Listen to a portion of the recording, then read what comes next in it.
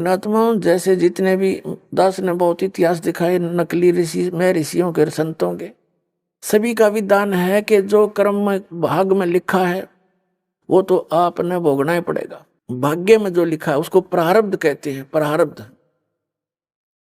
अब प्रारब्ध में हमने जो दुख भोगने पड़ेंगे, फिर भक्ति की आवश्यकता क्या है? कौन करेगा भक्ति? एक दो चोटी सी लाग जाओ, आदमी फूक देगा ठाके सारी मूर्तियां नरुन फोटुआ ने, तो क्या कैसे भक्ति कर सकता है? दिल टूट जाता प्राणी का। भक्ति करने की उत्साह तभी तभी बनता है जब आदमी आने वाली आपदा का पता लग जाता कि ऐसा होना था, और फिर एकदम परमात्मा उस बला को टाल देगा आपकी, और आपको महसूस भी होगा सचमुच आज शरण में ना होते थे, बिजली गिर गई थी।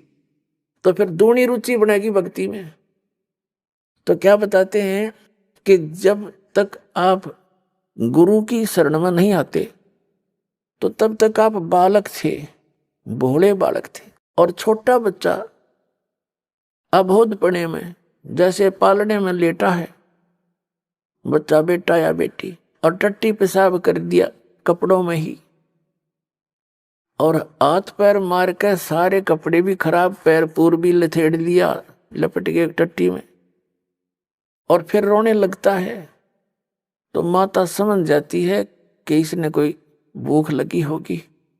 वो जाती है उसको संभालने के लिए, तो क्या देखती है? सारे कपड़े भी खराब कर रखे, टट्टी भी कर रखी, पेशाब भी कर रखे। तो उसने बालक बुरा नहीं लगता, उसको पता है, इसने पता को नहीं, ज्ञान है मां ने कि इसको पता नहीं, बालक से उसको ऊपर कोई दोष नहीं, कोई क्रोध नहीं करती। उन्हें उठावेगी, धोवेगी, मांजेगी खूब अच्छी तरह, कपड़े धोकर सुखावेगी, नए पर आवेगी, और छाती के लावेगी, फिर लाड करेगी, दूध पिलावेगी।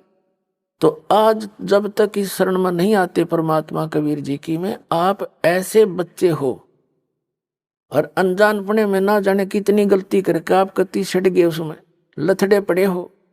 लेकिन कहते हैं शरण पड़े को गुरु संभाले, और जान का बालक भोला रे, कहे कबीर तुम चरण चित राखो, जो सुई में डोरा रे।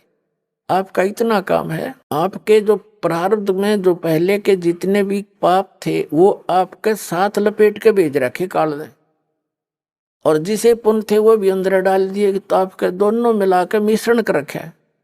तो अब परमात्मा आपके उन पापों को धोएगा सारा ने, और फिर आपको सोच कर लेगा, और सोच करके फिर छीनने का लगा होगा, और सतलोक में ले जाकर दूध पियावेगा, यानी वहां सदा सुखी कर देगा आपको।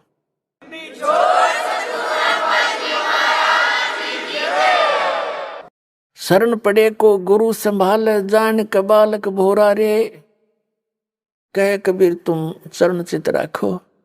फिर आपका कर्तव्य बताया है कबीर साहब ने, आप भी अपने गुरु जी से ऐसा अभेद संबंध कर लो, मन में दोष नहीं आवे। जिस दिन आपके गुरु जी के प्रति कोई विकार आता है, यानी कोई कमजोरी झांकते हो गुरुदेव के अंदर, तो उस दिन आपका नाम खंडित हो जाता है। और काल यही चाहता है कि ये एक बार संत से इसका कनेक्शन कट जा, फिर यो कितने धक्के खाए जाइयो, कहीं तेरा लंबा चौड़ा का क्षेत्र है इसका, तो फिर इसको यही उलझा कर मार देता है। तो परमात्मा कहते हैं द्वार धनी के पड़ा रहे, धक्के धनी के खावे, 100 काल जगजोल ही पर द्वार छोड़ नहीं जावे। एक ये फाइनल फार्मूला है इस भक्ति मार्ग में। इस परमात्मा कबीर जी के धनी के द्वार पर पड़ा रहे और इसी के धक्के खावे, 100 काल जगजोल ही, कितना ही काल आपको झटके देता दिखे पर परमात्मा से दूर नहीं होना, यह बहुत बड़ी भूल हो जाएगी आपकी। जैसे हम अज्ञानता में यानी बगैर अध्यात्म ज्ञान के कई बार बहुत कमजोर सोच बना लेते हैं, और हम भूल जाते हैं कि हमने युगों युगों से पापों की गठड़ी बांध रखी है। और उसके लिए परमात्मा कहते हैं धीरे धीरे रे मना, धीरे सब कुछ हो, माली सींचे 100 घड़ा तो समय आए फल हो। आप जी ने भक्ति का बीज ईब बोया है यू, कितने युगों के बाद। अभी तक आपकी पिछले संस्कार ही चल रहे थे, और कहीं थोड़े बहुत पुण्य कर दिए, कितने दाने डाल दिए, को छोटे मोटे पुण्य, वो स्वर्ग में बर्बाद कराए आप। पुण्यात्माओं, ये भक्ति युग है। अब ये चौथा युग का बीच का समय है। इसमें अब कई करोड़ यानी पूरे विश्व में ये भक्ति पर लगेंगे प्राणी, अरबों खरबों की संख्या में। और जो पार होगे वो तो होगे, और रह भी बतेरे जाएंगे। तो वो जो रह जाएंगे ना, उनकी दुर्गति घनी होगी, क्योंकि ये कमाई तो इतनी गजब की बनेगी आपकी। पहले मंत्र से बहुत गजब की कमाई बन जाती है, जबरदस्त भक्ति धन संग्रह होता है आपका। और फिर उनके अगर आप पार नहीं हुए तो क्या करेगा आपके साथ में? जैसे आपकी भक्ति धन इन ऊपर के लोकों में आपको इनका प्रतिफल मिलेगा। जब सतलोक नहीं जान पाए तो फिर ऐसे बनेगी आपके साथ। इस मूल कमल में गणेश जी का जाप है, आपको दिया जाता है। इसका भक्ति धन आपका इकट्ठा हो रहा है, और पार हुए नहीं तो आगे ठड़ी यही रहेगी आपकी। फिर ये लुटेरे आपको टर्न बाई टर्न लूटेंगे। आप गणेश जी के लोक में जाओगे, वहां गण बना देंगे आपको, आपकी पूंजी होगी, रेस्टोरेंट तैयार है, उसका कमीशन है इन देवताओं का। जैसे होटल के मालिक होते हैं, उनका कमीशन होता है वो अलग से, यानी उसमें अपना नारा चार्ज लगाते हैं उस बिल में। तो आप कहीं किसी में 10% आपकी कमाई से, किसी में 15%, किसी में 20-25% ये अपना लेते हैं, तब अपना गुजारा चला रहे हैं। ये कंगाल लोग है 21 ब्रह्मांड तक का उस सतलोक की दृष्टि में। और आप भक्ति के धनी लोग वहां जाते हैं, जैसे यहाँ कुल्लू मनाली में जाते हैं गर्मियों में सेठ लोग, और 10-20 हजार रुपये खराब करके उल्टे फिर आ जाते हैं मुंह लटका के कर्म क्षेत्र में। तो आप इस मूल कमल के मंत्र का जाप जो आपको दिया जाता है गणेश जी के लोक में, वहां ठाठ करोगे, यहाँ के नकली ठाठ। जब वहां आपकी ये पूंजी समाप्त हो जाएगी, उसके बाद आपको भेजेंगे ब्रह्मा जी के लोक में, क्योंकि उसका भी जाप आपने कर रखा है। वहां जब आपकी धन खत्म हो जाएगा, फिर जाओगे विष्णु जी के लोक में, क्योंकि उनका भी आपने धन इकट्ठा कर रखा है। फिर उसके रेस्टोरेंट में वहां रहोगे। उसके बाद फिर जाओगे आप श्री शिव जी के लोक में, उसकी भी कमाई करते हो, मंत्र जाप करते हो। फिर जाओगे दुर्गा जी के लोक में, और वहां भी जब समाप्त हो जाएंगे, फिर आपके 2 मंत्र का जाप और रह गया, ये 2 अक्षर का सतनाम का जाप। तो उससे जाओगे आप फिर ब्रह्मलोक में, इस काल के निज लोक के अंदर। वहां कई हजारों युगों तक आप उस ब्रह्मलोक में रहोगे।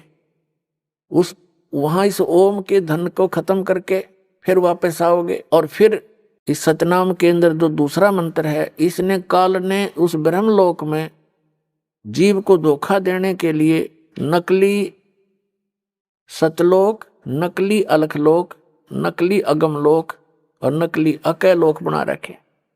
तो उस पूंजी को फिर ये आपकी वहां बर्बाद कराओगा।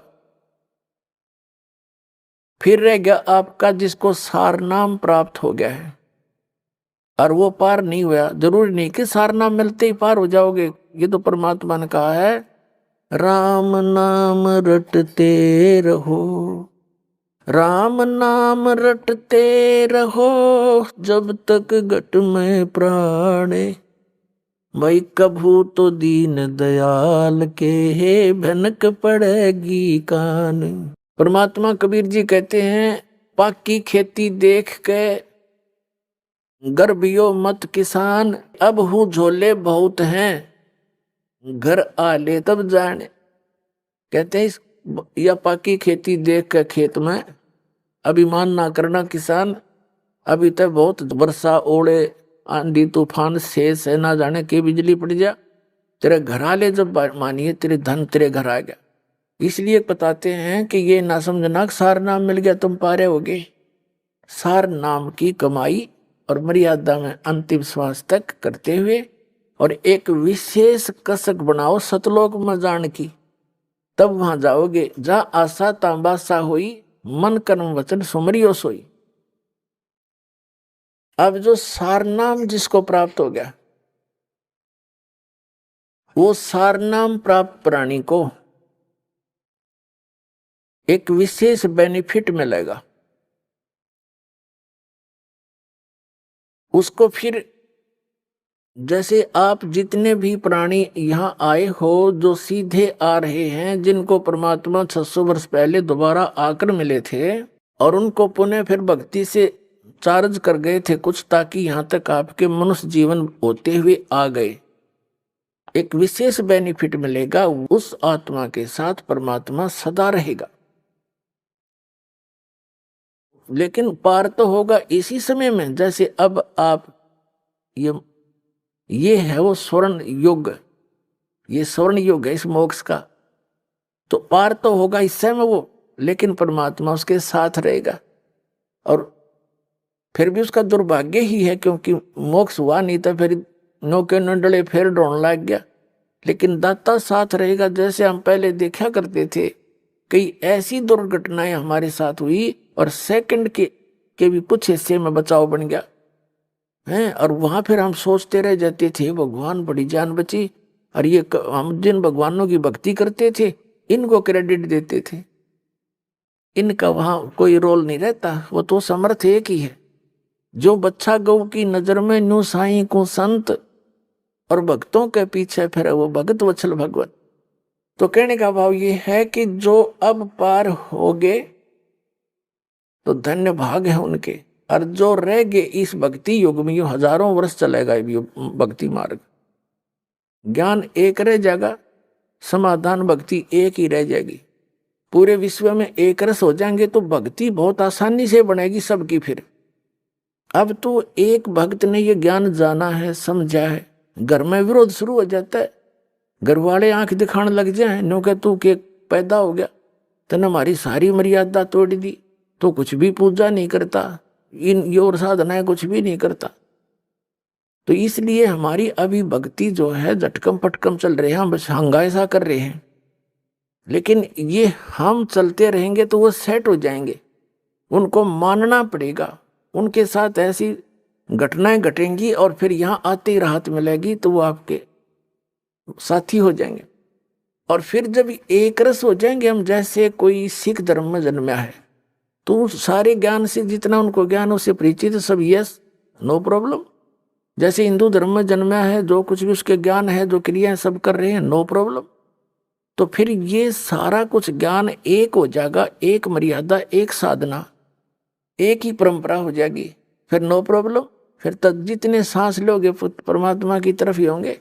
बहुत आसान मोक्ष है, सबसे आसान काम यहाँ से मुक्ति पाना है, जो आज तक पहाड़ बन रहा था। इस मंत्रों से काम करते करते भक्ति करो, प्यार से रहो, सबको दुखी जानो, यहाँ सभी दुखी हैं, यहाँ सब लावारिस हैं, ये समझ लेना आप। लेकिन कद समझ में आओगी वो थोड़ा टाइम लगेगा। हम सब लावारिस हैं, हमारा वारिस सतलोक में है, और हम अपनी गलती करके इस काल का फंस गए। ये तो विलियन है, हर तरह से धोखा देकर हमसे सब क्रियाएं बाई फोर्स करवा रहा है।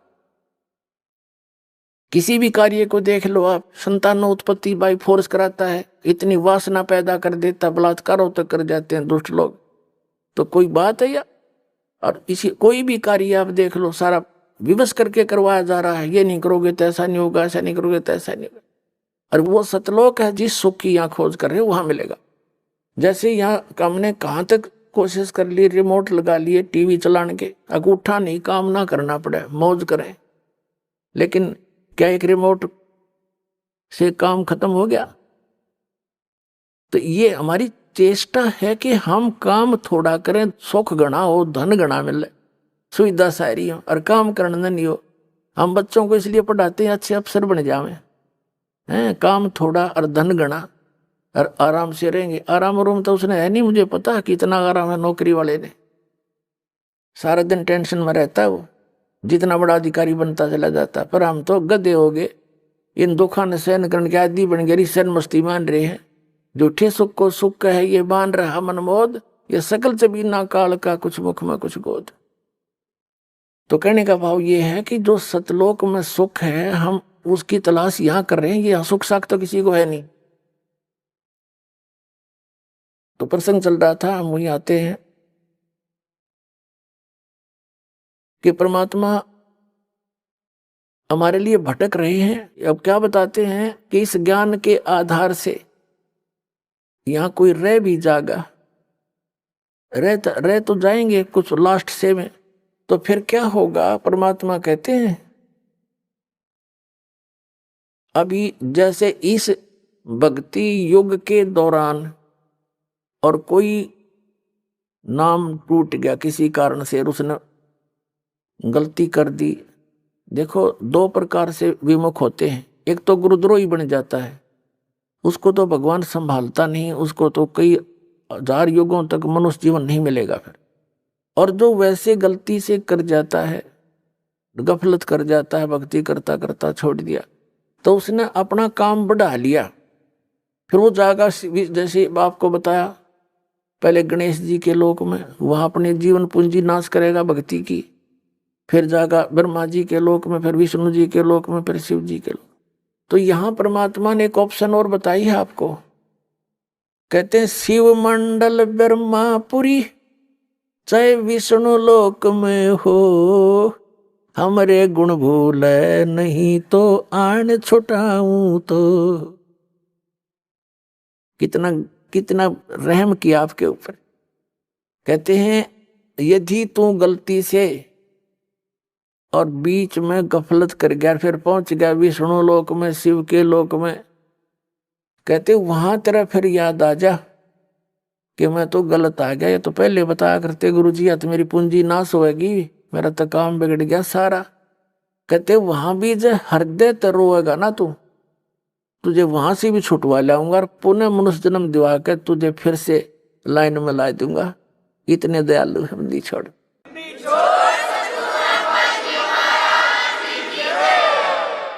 शिव मंडल ब्रह्मापुरी चाहे विष्णु लोक में हो, और हमारे गुण भूले नहीं। ये गुण है भगवान के, ऐसा दयालु है, ये कर्म करने चाहिए, इनकी पूंजी हमने यहाँ नहीं प्रयोग करनी है, ये तो हमारे साथ धोखा हो रहा है। कहते ये गुण तरह याद रह गए वहां भी। शिव मंडल ब्रह्मापुरी चाहे विष्णु लोक में हो, हमरे गुण भूले नहीं तो आन छुटाऊं तो। और फिर क्या होगा? जैसे लास्ट में जो रह जाएंगे, लास्ट के क्या होगा? लास्ट जो भक्ति इस कलयुग में हजारों वर्ष तक ये अब चलेगा, दाता की दया होगी, क्योंकि प्रोमिस है परमात्मा का कि इस पिछली पीढ़ी में जहाज भर भर ले जाऊंगा सतलोक में अपने बच्चा की, और वहां ठाठ कर देंगे।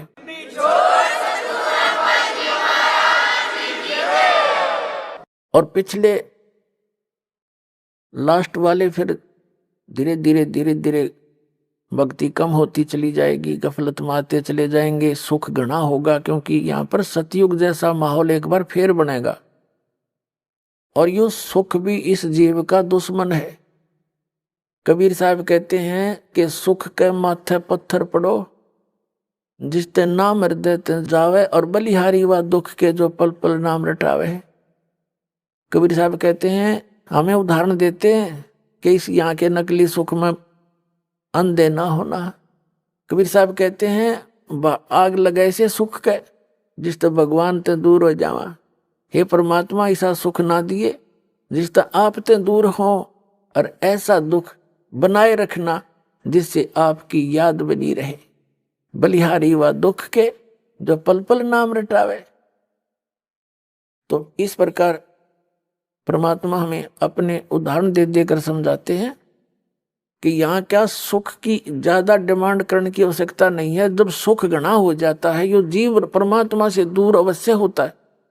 आप देख लो कितना बड़ा सेठ हो, ठीक है, कभी महीने 6 महीने में कितना माथा टेक आया, 10,000 रुपये दे आया, बस इतनी सी रह जाती है इनकी। ऐसे मंत्री हैं, मुख्यमंत्री हैं, प्रधानमंत्री हैं, इन मास्ता से है भगवान की पर भक्ति नहीं कर सकते ये। ठीक है कि माथा टेका हुए हैं फॉर्मेलिटी सी, क्योंकि जीव है भगवान के लिए तो रह ही नहीं सकता।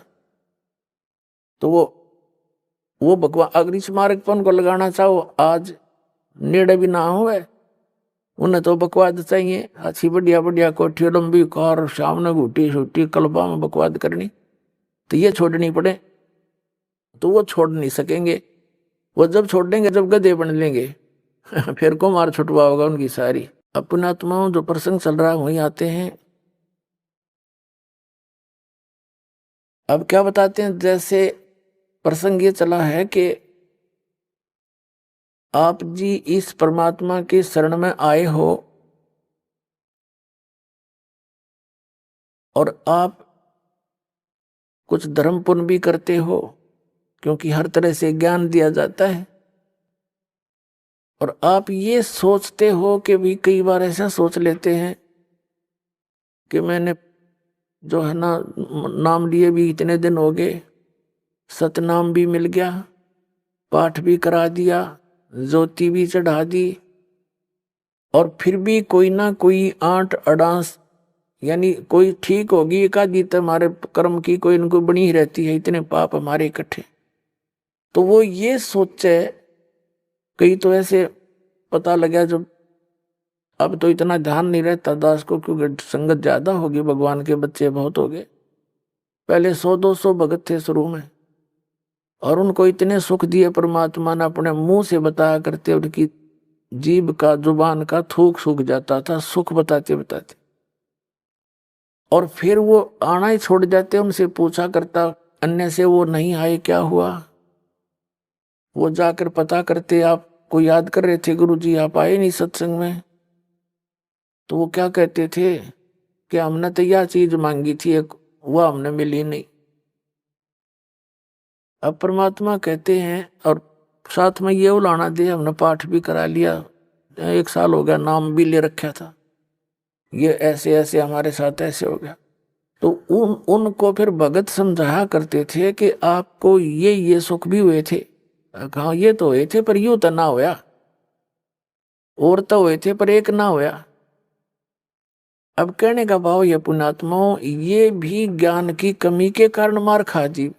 तो दास की चेष्टा ये रहती है कि आपको अध्यात्म ये संपूर्ण ज्ञान करवाऊं, और संपूर्ण ज्ञान होए बिना आप भक्ति नहीं कर सकते। कबीर साहब कहते हैं ज्ञान संपूर्ण होया नहीं और अर्धा नहीं छदावे, और देखा देखी भक्ति का यो रंग नहीं चढ़ ठहरावे। तो जब तक आपके हृदय में जख्म नहीं हो जाएगा कि स्थान के अतिरिक्त कितने ठिकाना नहीं है, ऐसा भगवान नहीं, ऐसा ज्ञान नहीं, और यहाँ भी कोई थोड़ी बहुत ठूठा है तो यह होने दे फिर इसने। इसका कारण क्या है कि जैसे इस तरह के अनजान व्यक्ति कह ही देते हैं, ये भी कर दिया जी, ऐसा हो गया जी, ऐसा नहीं हुआ मुझे। तो विचार करने की बात है। सर्दी के अंदर, सर्दियों के अंदर आप दिसंबर जनवरी के महीने में आपने स्वेटर पहन रखी है, जर्सी पहन रखी है, और फिर भी सर्दी लग रही है आपको, तो उसका क्या विकल्प है? क्या समझदार व्यक्ति होगा, क्या वो उस जर्सी ने भी उतार कर धर देगा? अक मुझे ठंड अब भी लग रही है, मैंने जर्सी भी पहन रखी है। इस नाम को छोड़ना, इससे दूर होना, इस बहाने कि इतना कुछ कर दिया, थोड़ा वो फिर भी काम नहीं बन पा रहा, यानी कुछ हानि है। तो पुण्यात्माओं, जितना वो जर्सी का काम था, इतना प्रोटेक्शन वह आपका कर रही थी, और इसने उतार देगा तो नमूनिया होगा, बता किसान के समझदारी करोगे? यानी जितना भजन भक्ति सुमरण आपने किया है उतना प्रोटेक्शन आपको प्राप्त है। लेकिन सर्दी ज्यादा है, काना के हाथों के लग रही है, तो यह लागण दे, या आपका नमूनिया नहीं कर सकती जब जर्सी ना उतारोगे तो, और ये चली जाएगी तो महीने 2 महीने में। तो कहने का भाव ये है, जितनी भक्ति धर्म धन दान आप कर रहे हो, ये उतना ही आपका प्रोटेक्शन होता जा रहा है। और थोड़ी बहुत सर्दी, यानी पाप कर्मों की सर्दी घनी है आपकी, और थोड़ी बहुत की तो कान कून का लगे है तो लागण दे इसने, इससे बचाव बहुत है। जब जर्सी तार दी तो नमूनिया होगा, मरेगा जल्दी, काम बनेगा। तो उसका प्रोटेक्शन क्या है? मान लीजिए जर्सी से भी सर्दी लग रही है तो कंबल ओढ़ ले, और यानी प्रोटेक्शन है बढ़ा इसका। यानी धर्म करते करते भजन करते करते भी आपके ऊपर कुछ ऐसी वस्तु फिर भी थोड़ी बहुत लगती है आपको सर्दी कर्मा की, तो उसका प्रोटेक्शन कर, भक्ति है बढ़ा, धर्म बढ़ा। और द्वार धनी के पड़ा रहे, धक्के धनी के खावे, 100 काल जगजोली पर द्वार छोड़ नहीं दो। ये है इसका एक सीधा सा फार्मूला, इसने अपना कर रखियो। ये आपको जो है कि वो इंस्ट्रक्शन दी जाती है सत्संग में, कहीं मार ना खा जाओ। तो इस प्रकार आप सोच विचार से चलोगे। कैसे? जैसे गीता अध्याय नंबर 7 के श्लोक नंबर 29 में क्या बताया है कि जरा मरण मोक्षाय ब्रह्म माम आश्रित यतंती ये ते ब्रह्म तत्विदु कृष्णम अध्यात्म कर्म च अखिलम।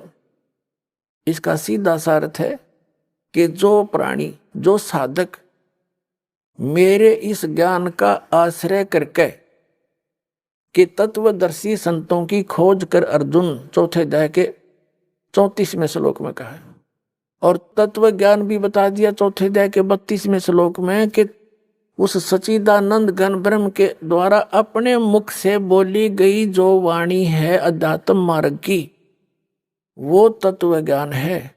उसको उसमें विस्तार के साथ सब धार्मिक यज्ञों की, अनुष्ठानों की जानकारी दी गई है, वो तत्व ज्ञान है। चौथे अध्याय के 34वें श्लोक में कहा कि उस तत्व ज्ञान को तू तत्वदर्शी संतों के पास जाकर समझ। उनको दंडवत प्रणाम करने से, यानी आधीनी, सबसे पहले आधीनी होती है भक्ति में। आधीनी नहीं है तो आप भक्त नहीं बन पाओगे। जैसे कोई बच्चा मिलिट्री में भर्ती हो गया तो वहां पर उसको सारे गुर सिखाए जाएंगे युद्ध करने के, आपत्ति में कैसे अपना बचाव करना है, उसके सारे पिट्ठू पैठू लगा के उनकी रिहर्सल कराई जाती है, और लंबे पेट पलनियां चलाए जाते हैं कौड़ियों के बल काफी दूर तक, ताकि संघर्ष करने के योग्य हो जा। और वो बच्चा आकर वहां करे नहीं उन क्रियाओं को, तो उनको कौन रखेगा वहां फौज में? बाहर फेंक देंगे। तो यहां आप आए हो, हमने काल के साथ युद्ध करना है, यानी इस अज्ञान के साथ भी और काल के साथ भी। उससे बचने के लिए ये हमारे फॉर्मूले, दंडवत प्रणाम करे, आदि रहे, बुराई छोड़ दे। तो इन नैना नहीं करेगा तो फिर वो फौजी किसा, फिर वो भगत कैसा? तो आप जी को यहाँ रिहर्सल कराई जाती है। जब आप सतलोक जाओगे ना, यह काम आओगे आपके। अब आज जैसा भाव आपका इस दास के प्रति है, आपके शरीर छोड़ने के बाद भी वैसा ही रहेगा। स्वभाव तो अंतः सूक्ष्म शरीर में होता है, ये ऊपर का कवर कांचली यहीं रह जाएगी। जैसे सर्प कांचली छोड़ जाता है, ये तो ऐसी छोड़ जाओगे आप। अंदर है ओरिजिनल वस्तु, वो शरीर भी और है। उस शरीर को, जो इसके अंदर शरीर है, इस भक्ति से उसको चार्ज किया जाता है, और फिर वो है आपका असली शरीर। कब तक? जब तक सतलोक नहीं जाओगे तो वो शरीर है आपका, वो काम देगा, उसमें भक्ति संग्रहित है। फिर जहां जहां हम जाते जाएंगे उसी सतर के उस शरीर में, जैसे 10वें द्वार को पार करेंगे तो उसके बाद हमारा दूसरा शरीर ऊपर क्या एक कवर और उतर जाएगा। उसके बाद हम 11वें द्वार को पार करेंगे काल के लोक में, तो वहां एक शरीर का एक आवरण और उतर जाएगा। वो उस नीचे वाले में दूसरे मंत्र की चार्जिंग रहेगी। फिर हम उससे जाकर के 12वें द्वार को पार करेंगे, तब वो दूसरे मंत्र वाला जो कवर जिससे चार्ज है वो भी वहां भक्ति वहीं रह जाएगी। फिर केवल तीसरे नाम वाला ही वो आत्मा के साथ जागा, और सतलोक में जाकर आपको तुरंत उसके ऊपर अन्य शरीर इट इज फिट हो जाएगा, जो वहां के हंसों का होता है।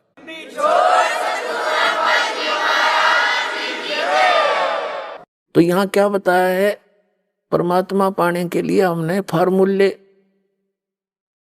जो गुरु बता रखे हैं भगवान ने, उनको अपना के चलना पड़ेगा। तो क्या बताते हैं कि कहे कबीर तुम चरण चित राखो जो सुई में डोरा रे। तो गुरु जी के प्रति आपकी धारणा ऐसे अभेद अटूट हो जानी चाहिए, आपकी श्रद्धा। तो प्रसंग चल रहा है कि सबसे पहले उसने बताया कि आधीनी से उनसे प्रसन्न करना तत्वदर्शी संतों से। फिर वो तत्वदर्शी संत तुझे वो तत्व ज्ञान बताएंगे। फिर 7वें अध्याय के 29वें श्लोक में हम फिर आते हैं। इसमें कहा कि माम आश्रित है, मेरे पर आश्रित होकर इस ज्ञान जो मैं बता रहा हूं, इसने कोई सिरोधार्य कर ले, ऐसी प्रयत्न करके उस तत्वदर्शी संत को खोज लेता है। माम आश्रित, मेरे पर आश्रित होकर जरा मरण मोक्षाए ये तंती, ये यानी जो जरा यानी बुढ़ापे थे और मरण माने मृत्यु से, मोक्ष माने छुटकारे के लिए ही ये तंती वो प्रयत्न करते हैं। तो वो कौन है?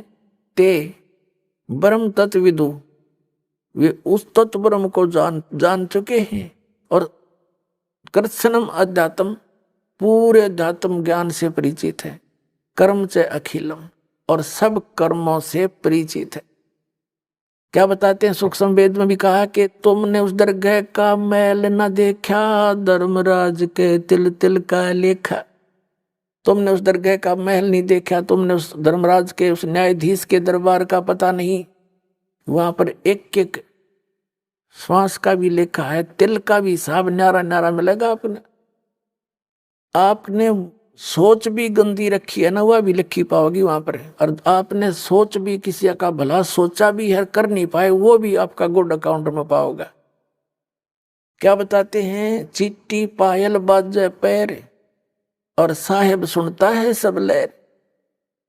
जैसे चिट्टी के कीड़ी के कोई घुंघरू बना के बांध है उस पहले तो घुंघरू के बनेगा, वह पायल बनेगी किसी बाल से भी पतली। और कहते हैं उसका भी यदि थोड़ा सा शोर हो गया, यदि पहले तो उससे शोर हो ही नहीं सकता। कहने का भाव है कि अगर उसकी भी चाहे पायल का खुड़का, चिट्टी के पैर की पायल भी थोड़ी बहुत खुड़का करेगी ना, साहिब सुनता है सब लहर। कहने का भाव ये है, आपकी सूक्ष्म से सूक्ष्म भी सोच को वो परमात्मा खूब सुनता है। तो कहते हैं तुमने उस दरगाह का मैल नहीं देखा, धर्मराज के तिल तिल का लिखा। आपको सत्संग में बताया जाता है, कभी अपनी नियत की श्री के दूसरे के धन पे या पराई स्त्री पे भूल कर सपने में भी नहीं करना। अपने मन को हमने परमात्मा के रंग में रंगना है। और यहां से चलते समय फिर यही बकवाद बहाऊंगी। जैसे त्रिकुटी पर गए, वहां तो काल का भयंकर जाल है, वहां डांस हो रहे हैं, बड़ी बड़ी स्टेज लगा कर सुंदर सुंदर लड़कियां नाच रही हैं। और आपकी जैसी वृत्ति यहाँ होगी, उड़े जा खड़े हो गए नौकर का थाने, इतने वो परमात्मा जालेंगे काल गोदी पकड़ के, अरे ठोक देगा उड़े, फिर ठाके स्वर्ग में पंडित जी धक्के खांदे। ये कर्मता संग जन्म हो गया हमने करत्या ने। तो ये जैसा स्वभाव आप यहाँ बनाओगे, ये आपके आगे काम आओगा। तो यहाँ बताया है कि जो वही व्यक्ति पार होगा जो पूरे अध्यात्म मार्ग से परिचित और तत्ब्रह्म से परिचित। गीता अध्याय नंबर 8 के श्लोक नंबर 1 में अर्जुन ने प्रश्न किया कि किम तत्ब्रह्म, किम अध्यात्म और किम कर्म पुरुषोत्तम। वो तत्ब्रह्म क्या है, जो अध्यात्म मार्ग क्या है? अध्यात्म तो उसने बता दिया, तत्वदर्शी संतों के पास जाके समझ ले, वो बताएंगे। और तत्ब्रह्म के बारे में 8वें अध्याय के 3 श्लोक में श्रीमद् भगवद गीता में कह रहा है गीता ज्ञानदाता कि वो परम अक्षर ब्रह्म है। इससे ये सिद्ध हो गया कि गीता ज्ञानदाता से अन्य है वो परम अक्षर ब्रह्म। और ये है वो तत्वदर्शी संत जो आपको कृत्स्नम अध्यात्म बतावेगा।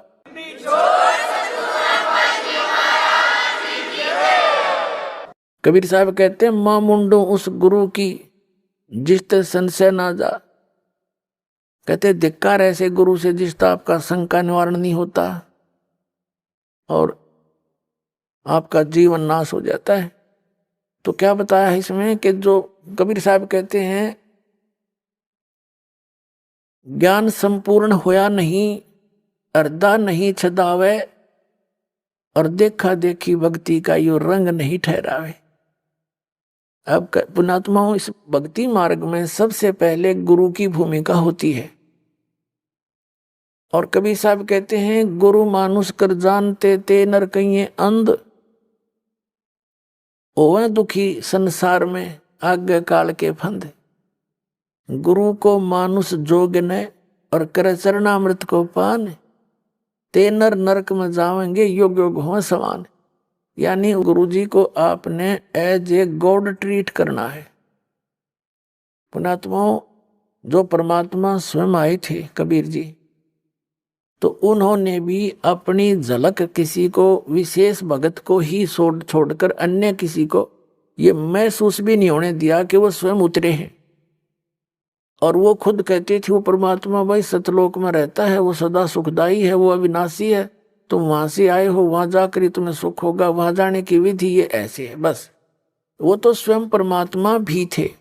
लेकिन गुरु अलग होता है, परमात्मा भिन्न होते हैं। गुरु तो केवल उस परमात्मा से मिलाने वाला, आपको आपका एक मीडिया होता है, उस परमात्मा से मिलाने वाला होता है। परमात्मा अलग है, गुरु अलग है। लेकिन गुरु उस परमात्मा का कृपा पात्र होता है। अब परमात्मा कहते हैं कि आप जी ने यहां अपने गुरु जी को एज ए गॉड ट्रीट करना पड़ेगा, भगवान की तरह व्यवहार करना पड़ेगा।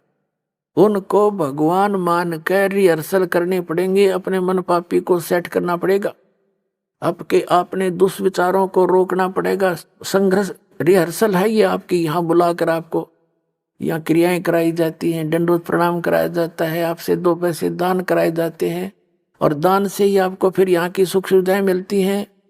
कहते हैं देते को हर देत है, जहां तहां से आन, अन्ना दिया फिर मांगते फिर यो, परमात्मा सुने नहीं कान। तो जब तक हम दान नहीं करेंगे, धर्म नहीं करेंगे, तो आपको देगा कहां से? जैसे आप देखते हो एक तो कारों में चलता है और एक भीख मांगता फिर रहा, कागज चुग गए। अब वो दिए बाबा कोई चौनी ना दे, सैकड़ा में एक आधा को दे, जा 2 रुपये मुश्किल दे। तो कहते हैं देते को हर देत है। आज एक व्यक्ति के ठाठ है आगो तो आगो, यहाँ झूठे, इस झूठी यहाँ के ठाठ जो है, कार भी है, कोठी भी है, फैक्ट्री भी लगा रखी है, तो वो पिछले जन्म का पुण्य है उसका। देते को हर देत है, जहां तहां से आन, अरना दिया, जिसने दान नहीं करा मनुष्य जीवन पाके, और दान भी सुपात्र को हो, कुपात्र का किया हुआ व्यर्थ है। तो कहते हैं ना दिया वो मांगते फिर यो, फिर भगवान सुने ना